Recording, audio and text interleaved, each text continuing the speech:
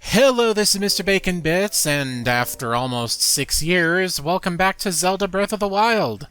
But this isn't what you may be thinking, no, that'll come later. Instead, for now, I'm going to talk about all the stuff in the game that I missed. With this video, let's detail what happens after beating the main quest and what constitutes as 100%. So, when you beat the main quest and save over your file, you'll be given a star. I'll show it real quick. And when going back into a starred save file, some things will start to be tracked, like how many main quests you've cleared, right there at the bottom right, which will unfortunately always remain at 19 if you've done them all, simply because of this Destroy Ganon one.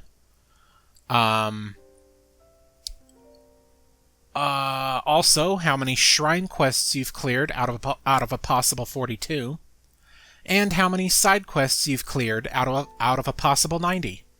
I've already gone over these quests in their respective videos, separated by tower regions. The map also has a completion percentage now. Yeah, you can see it right above the time, and the temperature.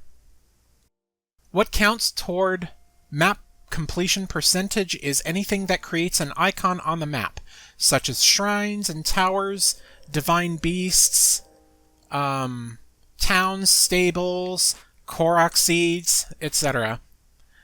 It also counts any hidden location names. So to help with map completion, I will show a map with location names and icons that I made myself. Not quite using the in-game map, but close enough. The location names that glow on the map are the hidden locations that need to be approached on foot in order to appear on the map. I will not include the blue icons that double as teleport markers, as well as Korok seeds, as they are already covered in their respective videos.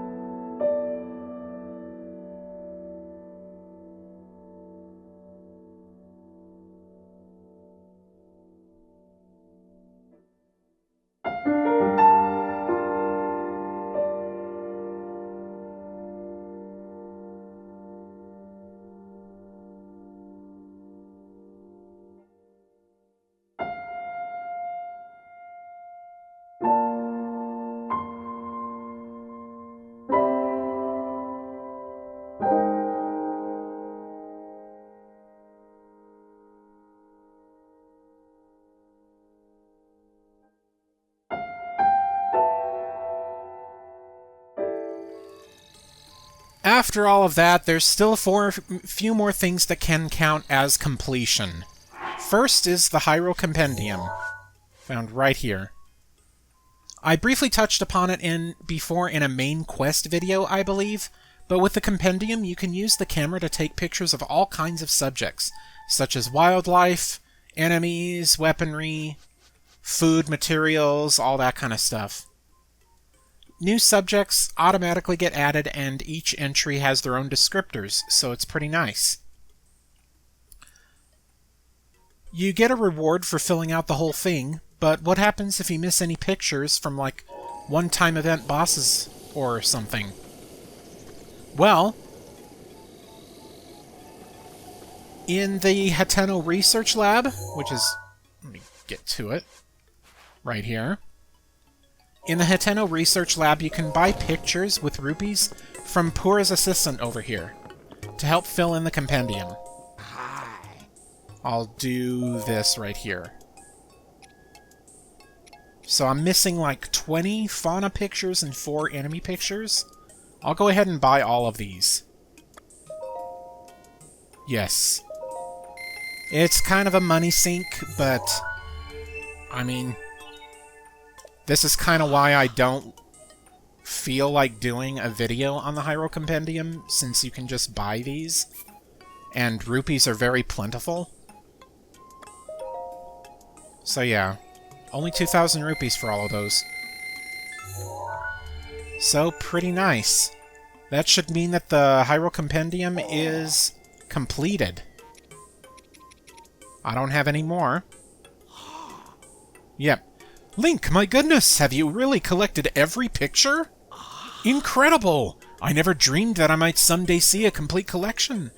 This level of dedication to research deserves a reward, but I'm not sure the lab budget has room for one. Although, if he's that passionate about pictures, maybe. Well, it will have to do. Here, I found this sandwiched in a book. I have no interest in it myself, so... Inside the envelope is a picture of a beautiful young woman of the Sheikah tribe. And I won't let you view it. That's very funny. The woman in that picture, you don't suppose it's... Yeah, I have a feeling. Anyway. As I said before, this is kind of why I felt I didn't really need to do a video on getting all of the compendium entries, because you can just buy them all. There is one caveat to this, though. If you have the DLC and are playing on Master Mode, there are some extra entries to the compendium, which is mostly just more enemy variants. And, like, speaking of Master Mode, it's really just a more difficult mode.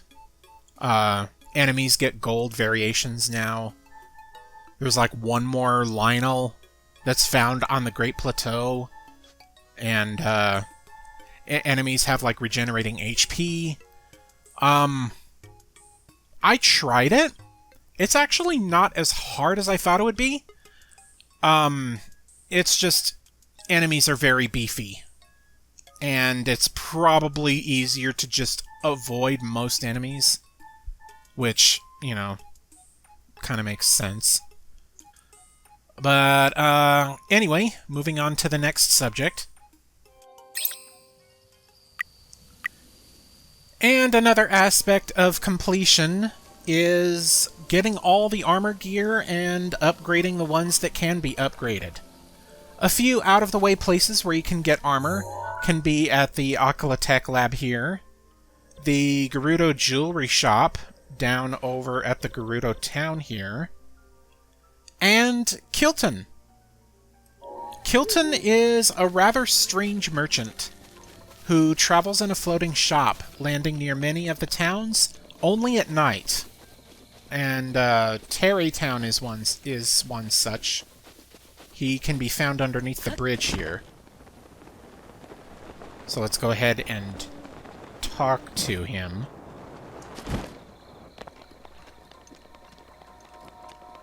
Okay. Hello. But yes, this guy trades only with a currency he made himself called Mon, which you can get from him by giving him monster parts. Right here, yes. I am not going to give him any of that valuable stuff. Yes, let's try... Not all of them. I'll give him, like, 100. But yes, this will be a nice way to, like, use up your, monster parts. because what else can you use with them other than for cooking, right?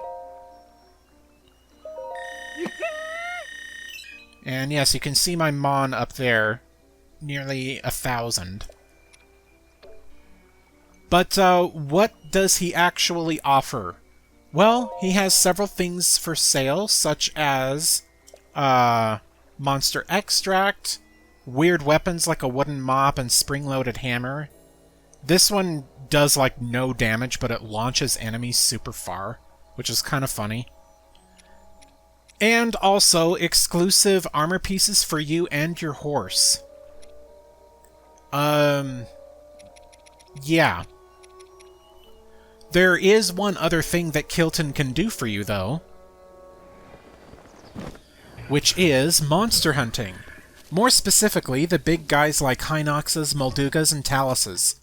After defeating one of these monsters, they will be marked as defeated when you encounter them again. So your goal will be to find and defeat all of these boss monsters and return to Kilton. As an example, if you manage to defeat all the Hinoxes in the game at least once, and this includes the Stalnox variant, then when you head back to Kilton, he will reward you with a Medal of Honor for Hinox enemies. This does nothing and is just a mark for completion. Now, even though I already covered these in the treasures videos, for the sake of convenience, I'll show the locations of all of them here.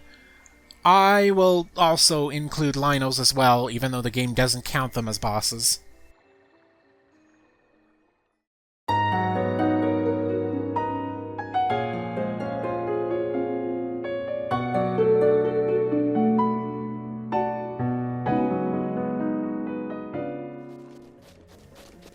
Okay. One last thing I want to cover, and it's a bit more of a minor thing, is that the game has ways to re-obtain rare armors and weapons. You know, the ones where you can only get one of each. Over at Terrytown, which I'm at right now, there is a character named Grant who collects rare commodities and decides to sell them to you. Not here. Here he is. This guy who's singing. Looks like he's the top right house in town. Yes, right here. Okay. So this Grant fellow, he collects rare commodities and decides to sell them to you. I'm going to speed through this here. Show me the goods. Yes, you can reobtain any one-time armor or clothing through this shop, including DLC armors.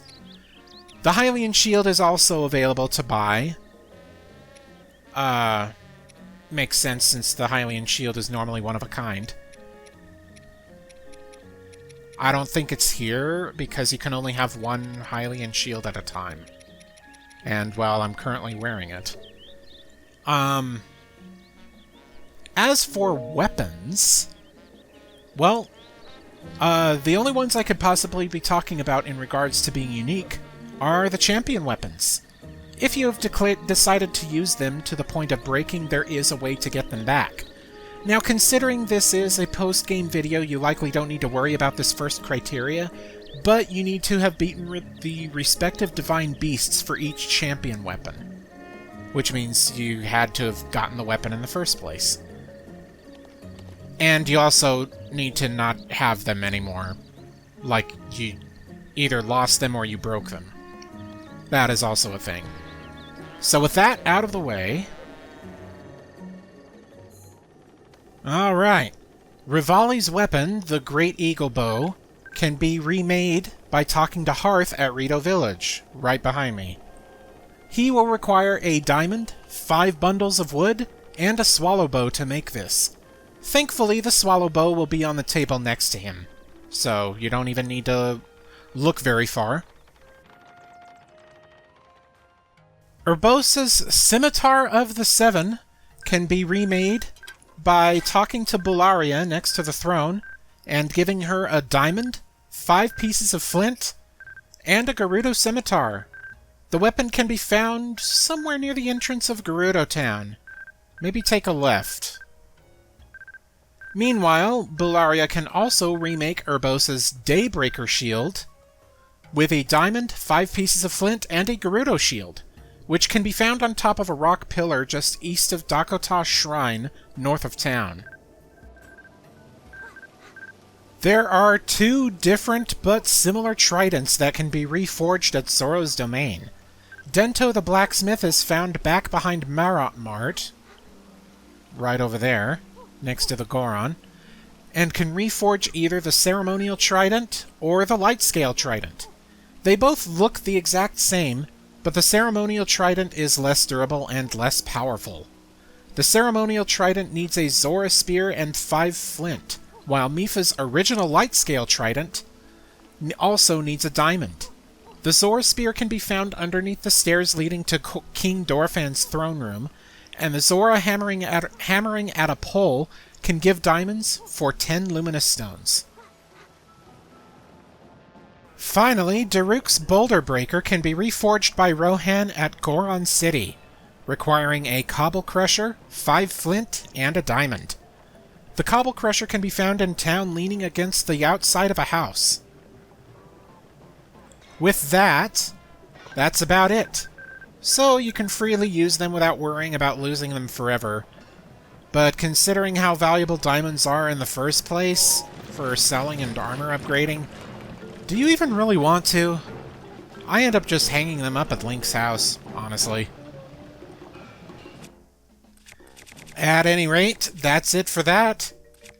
You most likely noticed I still used the Wii U version for this video, and that's because it's easier to do a post-game video with. I'm currently replaying it on Switch too, so I didn't have access to any of this stuff yet. I've got a few more videos left for this game, so stay tuned. Stay safe, happy, and healthy, and I'll see you guys later.